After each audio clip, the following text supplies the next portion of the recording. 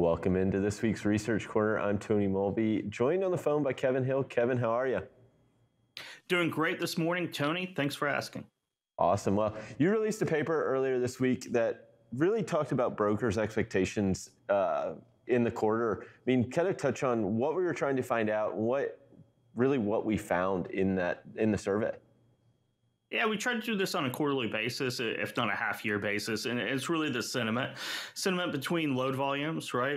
The important metrics being a freight broker, which are load volumes, their gross margins, and ability to negotiate rates with both your shipper customers and your carrier partners. So it kind of tells us where the market's going, where we are in the cycle, because over the last few months, if you're moving contracted regular freight as a freight broker, it's been good, right? A little bit less volume than maybe over the last couple of years, but those gross margins have expanded as contract rates stay pretty firm compared to the spot market rates that have sunk since February.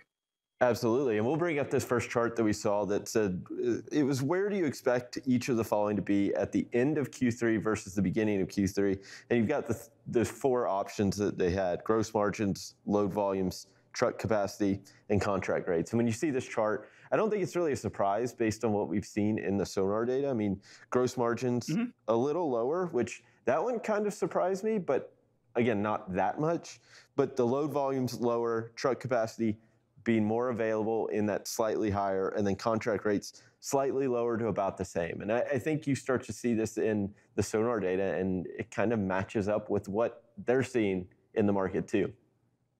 It is, capacity, and we talk to a lot of freight brokers every day as well. And, the capacity has returned to the market. It's not really an issue finding a truck anymore, especially with your standard, dry van, reefer, regular move, kind of contracted freight.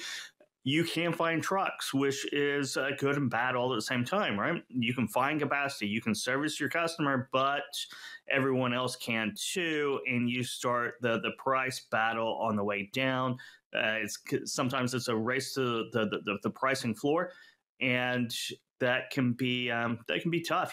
Keeping your existing customers, as well as going out and securing new business, because there's not a lot of pain. Finding capacity for shippers, it's all about those rates, and we're seeing that with contract rates right now coming down to better reflect those spot market rates. Yeah, and I think this is interesting. I mean, one of the areas that y'all asked about in the survey is kind of this sentiment about how they feel now versus how they felt at the beginning of the year. And I think some of this, we'll pull up our second chart here. And I mean, one of them, they're more pessimistic about securing new customers. Now, they're very optimistic on negotiating rates, but I mean, we've seen the spot market. That's where they play when they're negotiating with carriers. And we've seen those markets come down pretty quick.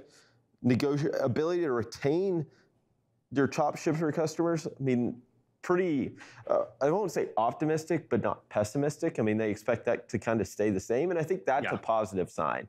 I mean, overall, I mean, if we're headed into a down market, if they can keep those big customers, that retention is really what's going to drive their ability to continue to grow during a down cycle. It is, and it's all about, if you're confident about that, and I wrote this in the paper, in the article that's on freightwaves.com that we published yesterday, is adding value other than lowering your price, right? You got to, these are the times really. So over the last 2 years, finding a truck was the most valuable thing, securing that capacity. Now it's about adding value in different ways, because the opposite of finding those trucks is lowering your price. Yep. Lowering your price with when capacity is loose is a killer for your business. So it's all about how to add value. And the freight brokerages out there who have been adding value through technology or through a bundling of different services are going to make it. Everyone's going to make it through this downturn, of course, but they are going to succeed through this downturn because they don't have to focus exclusively on price, which can be pretty bloody and brutal as a freight broker when capacity is really loose. Absolutely. And I mean, I think Mary touched on it earlier today alone. I mean, she was talking about it. It's where you can implement some new technology, try to add, Mhm. like you said, service offerings, generate that better customer service as a whole, where it's not just price, because price ultimately, if everybody can push price down, everybody can secure a truck, you've got to stand out from the crowd. We'll move on to this next chart real quick. This one's pretty, I think for us, it was pretty easy to see. It says, to your knowledge, where your company's volumes you see somewhat lower than their target. I think that, again, not really a surprise when you see what's gone on in July and August in the outbound tender volume index, that downward movement. So we'll kind of move past this one pretty quick.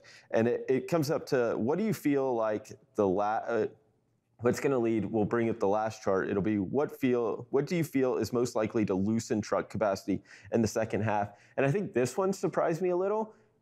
Not terribly, but I think it was more of the second and third options that did it. The first option that people feel is that lower consumer demand. I don't think that's a surprise to either one of us. We've talked about it a lot, about the consumer slowing down. But I think it's slower industrial recovery and then a weaker housing market. I think those two kind of intrigue me. They are drivers of freight demand, but I mean, I figured you'd see some new CDL, that kind of concern, even though a lot of that came in the first part of the year. Yeah, it did, and really, right now we are loosened. We are loosened right now. This is a question we were asking through the bull market.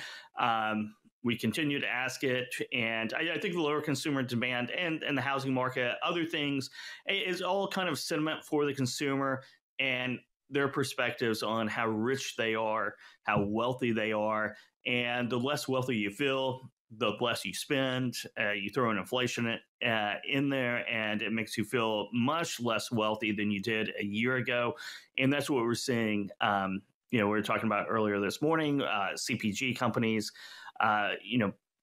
people trading down off those brand levels. And then the more discretionary spending you get in physical goods, the worse the inventory problems are in the back half of 2022 into 2023. And we'll have more research out on that in the coming weeks.